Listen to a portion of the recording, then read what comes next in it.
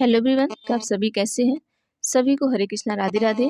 तो देखिए यहाँ पर हम कुछ चीज़ें निकल कर रही हैं जो शिक्षक भर्ती भी आने वाली है, जो 70,000 आपकी माध्यमिक उच्च माध्यमिक की। तो यहाँ पर देखिए क्या है कि रोस्टर पूरा कर जिलों ने भेजे शिक्षकों के विषयवार पद। मतलब रोस्टर करके जो जिलों ने अपने अलग अलग जो शिक्षक के विषयवार पद है, मतलब किस विषय में कितने पद है, उसको भेज दिया गया है।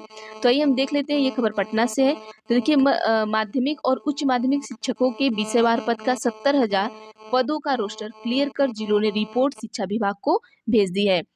विभाग शीघ्र ही इन पदों पर नियुक्ति के लिए अधियाचना बिहार लोक सेवा आयोग बीपीएससी को भेजेगा। ठीक है। अब देखिए मध्य के 31,982 और माध्यमिक के 18,880 और उच्च माध्यमिक के 18,830 पदों पर अगले चरण में शिक्षकों की नियुक्ति होनी है। इधर विभाग क्या कर रहा है, देखिए आइए देखते हैं। इधर विभाग ने इन शिक्षकों के वेतनमान अभी तय कर दिए हैं। आपके जो वेतन है वो भी तय कर दिया गया कि किसको कितना वेतन मिलेगा, जिसका आदेश भी जारी कर दिया गया है। मध्य विद्यालय के शिक्षकों का कुल वेतन जो होगा आपका वो 49,050 होगा, जिसमें पेंशन आदि आपको काट दिया जाएगा, तो आपको 45,130 रुपये मिलेगा। इसी प्रकार माध्यमिक शिक्षकों का जो कुल वेतन होगा वो 53,970 रुपये होगा, और आपके हाथ में जो काट कर पैसा मिलेगा वो लगभग आपको 49,630 रुपये मिलेगा। और उच्च माध्यमिक के जो शिक्षक है उनका जो कुल वेतन होगा 55,610 होगा, और पूरा आपका काट पीट कर जो पैसे मिलेंगे वो 51,130 रुपये हर माह में आपको मिलेगा। तो ये आपका कितने पद हैं वो भी इन्होंने रोस्टर करके क्लियर कर दिया है, और कितने पैसे मिलेंगे ये भी आपका क्लियर हो गया है। अब देखिए क्या है कि अब कल का जो थोड़ा न्यूज़ था उसको भी हम देख लेते हैं कि बीएड धारकों के शीर्ष में कोर्ट से फिलहाल राहत नहीं। आप सभी को पता है कि जो बीएड धारक थे कल उन्होंने एसएलपी जो बिहार सरकार ने दायर की थी उसके हिसाब से आपको, तो देखिए यहाँ पर क्या था कि सरकारी स्कूल में पहले 5वीं कक्षा तक बच्चों को पढ़ाने के लिए शिक्षकों की नियुक्ति के मसले पर बिहार सरकार क्या कर रही थी, आपकी सुप्रीम कोर्ट गई थी। फिलहाल वहां से उनको राहत नहीं मिली है। तो देखिए इसी पे कुछ खबर है कि जो सुप्रीम कोर्ट गई थी बिहार सरकार, अब उस पे बिहार सरकार दोबारा सुप्रीम कोर्ट जा सकती है। तो कुछ इस तरीके का न्यूज निकल के आया है कि बीएड अभ्यर्थी के मामले में सरकार फिर जाएगी सुप्रीम कोर्ट। तो देखिए क्या है कि 1 से लेकर 5वीं कक्षा के शिक्षक को बहाली में बीएड अभ्यर्थियों के मामले को लेकर सरकार के फिर से सुप्रीम कोर्ट जाने की क्या बताई जा रही है, संभावना बताई जा रही है। ये हमने आपको कल ही बता दिया था कि ये आपकी संभावना है। आधिकारिक सूत्रों की माने तो बीएड अभ्यर्थी जो है वो हक में एक बार फिर सुप्रीम कोर्ट जाएगी। जो बीएड अभ्यर्थी के हक में कौन जाएगा, सरकार जाएगी। कहाँ, सुप्रीम कोर्ट जाएगी। सूत्रों के मुताबिक राज्य सरकार सुप्रीम कोर्ट के विशेष बेंच में सुनवाई के लिए जल्द ही आवेदन करेगी। देखिए एक तरफ आपका क्या होता है कि एक आपके ज्वाइनिंग लेटर की जो लिस्ट होती है वो इधर जारी नहीं होती है, मतलब लीक हो जाती है, और एक तरफ पेपर में निकल के आता है कि सरकार फिर से जाएगी कहाँ पर, सुप्रीम कोर्ट जाएगी। अब देखिए ये सारे मसले इतने उलझे हुए हैं कि किसी को कुछ नहीं समझ में आ रहा है कि कब हमारी ज्वाइनिंग लेटर आ जाए या कब हमारा क्या हो जाए कि ये सरकार हमें सुप्रीम कोर्ट में भिजवा दे। तो देखिए जो ये ज्वाइनिंग लेटर का जो मुद्दा चल रहा था अभी आपका निकल कर आया था, तो वो फेक था कि क्या था, देखिए वो फेक नहीं था, वो रियलिटी था। लेकिन बस हाँ ये था, वहाँ पे किसी के साइन नहीं हुए थे और किसी ने वो लीक कर दिया था। हो सकता है कि वो लोग उसी टाइम पे आपके सारे चीज़ें क्लियर कर दें, लेकिन ऐसा भी हो सकता है कि अब जब वो आपका जो पेपर था जो लीक हुआ है वो अब इस तरीके से लीक हो चुका है, तो हो सकता है सरकार उसकी डेट आगे पीछे कर सकती है, या हो सकता है उसी पे कर सकती है। तो ये चीज़ें अलग हो सकती हैं। तो यहाँ पर देखिए फिर से ये आज नया ही अलग निकल के चला है।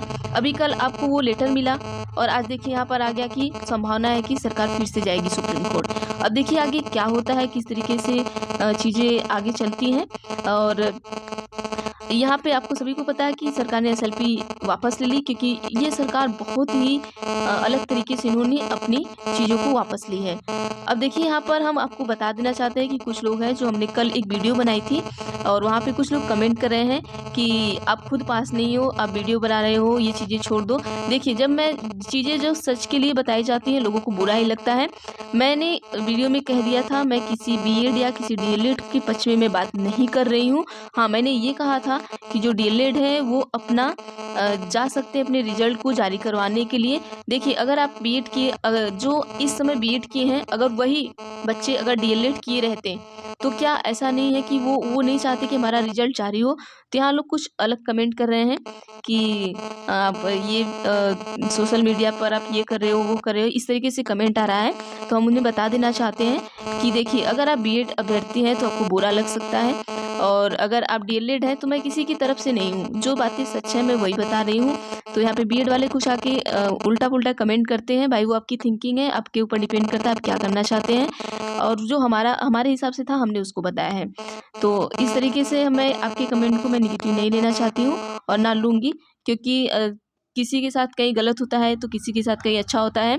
आप अच्छा है कि आप लोगों को ऐसे वीडियो खोज-खोज के देखना और लोगों पर कमेंट करना, ये सब चीज़ें छोड़ के अगर आप अपनी पढ़ाई पर ध्यान दें तो ज़्यादा बेटर होगा और आगे चीज़ें अच्छे से आप कर पाएँगे, क्योंकि आगे वैकेंसी आने वाली है। मैं वीडियो में बार-बार कह चुकी हूँ कि आपको आगे वैकेंसी आने वाली है और आप उसकी तैयारी करिए। भाई आपको बुरा लगता है तो वो अलग बात है, आप मत करिए, क्योंकि आपके पास बहुत ज़्यादा टाइम नहीं मिलेगा। फिर खेलिएगा ऐसे ही कट ऑफ के चक्कर में और लोगों की वीडियो ढूँढते रहिएगा, और जो आपके पक्ष में बोलता जाए कि हाँ भाई बीएड आ रहा है, बीएड आ रहा है, चिल्लाते जाए, आप खुश होके उस पे अच्छे-अच्छे कमेंट करिए। अगर जो आपको सच्चाई बता दे कि हाँ आगे की तैयारी करिए, इसकी चीज़ें छोड़ दीजिए, ठीक है। अगर आप शामिल हो भी जाते हैं तो मैं ये नहीं कहती कि बुरी बात है, अगर आप शामिल हो जाते हैं तो और अच्छी बात है।